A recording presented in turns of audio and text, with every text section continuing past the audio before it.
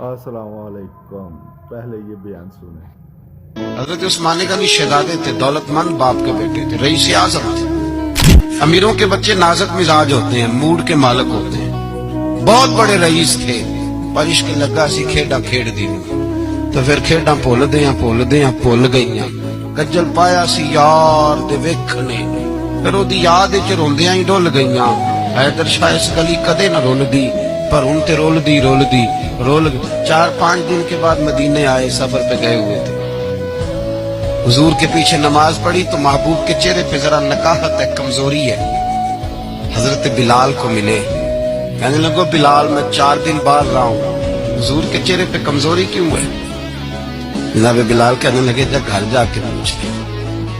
कहता मैंने दरवाजे पे दस्तक दी, सैयदा आयशा सिद्दीका अंदर से बोली कौन है? मैंने कहा अम्मा जी गुलाम हूं उस्मान, मैं 4 दिन के बाद आया हूं तो चेहरे पे बड़ी कमजोरी है। फरमाते जनाब आयशा हिचकी लेके रोई, क्या हुआ? तो कहने लगी उस्मान 4 दिन हो गए कौनैन के मालिक ने रोटी कोई नहीं खाई, एक प्याला दूध का एक खजूर।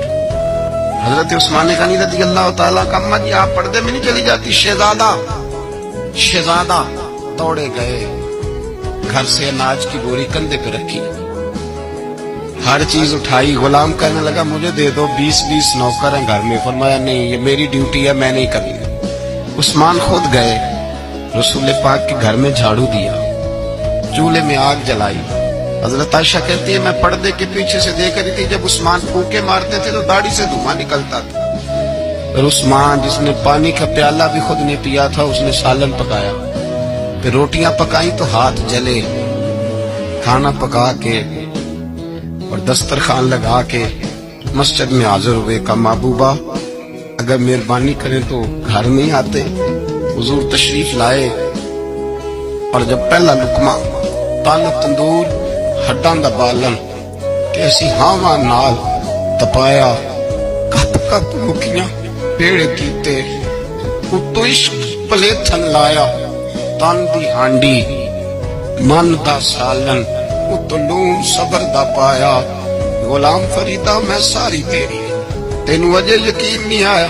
का महबूब यहाँ बैठे तुसे। हुजूर तशरीफ फरमा हुए और पहला लुकमा जब नबी पाक ने मुंह में रखा तो उस्मान तड़प के रोए। 600 दिनार नीचे रखे, या रसूलल्लाह मैंने दौलत को आग तो नहीं लगानी अगर तेरे काम न आए।